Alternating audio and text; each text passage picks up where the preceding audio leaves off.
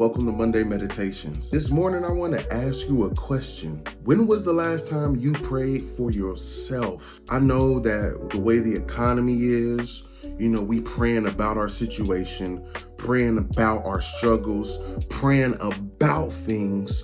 But when was the last time that we have directed our prayers to ourselves? We have a tendency to become so distracted by what is going on in our lives, what's going on in the news, what's going on in society, and we start praying about things, but we don't never pray for ourselves. We don't get revelation about ourselves or revelation for ourselves. We put the burden of praying for ourselves on other people, and when people aren't available, we tend to become offended by it. But the question that the Spirit of the Lord wants us to know this morning is, why don't you pray for yourself? It's good to pray about your situation.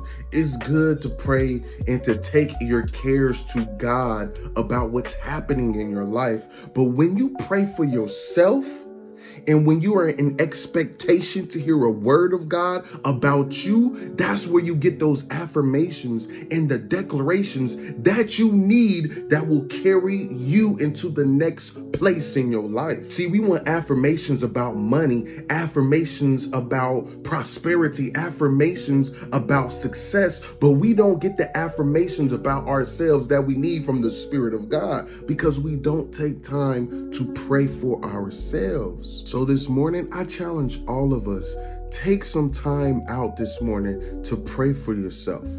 Put yourself before the feet of God. Put yourself before the presence of God. No, this isn't an act of selfishness.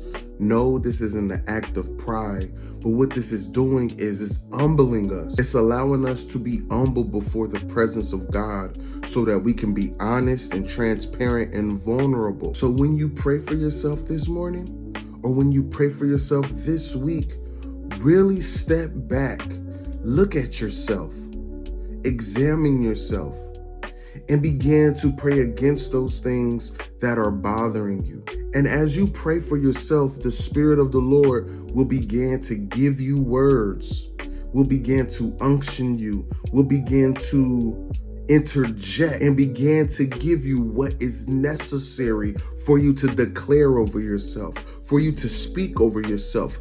And this in itself will begin to cause your situation, your environment, or circumstances to change, because the Spirit of God, the Spirit that gave us all life, the Spirit that created all things will begin to operate in you. And as the Spirit begins to operate in you, it will cause you to look at your situation. It will cause you to look at your environment. It will cause you to look at what's going on and begin to open up the doorways for resolution. You will get answers that you've been waiting on. You will get clarity that you've been waiting on because you prayed for yourself. And some of us have been in a season of cycles because we've been praying about our situation, but we have yet to pray for ourselves. We have yet to say our name before God. We're putting everything in front of God except us. So this morning, I challenge you, pray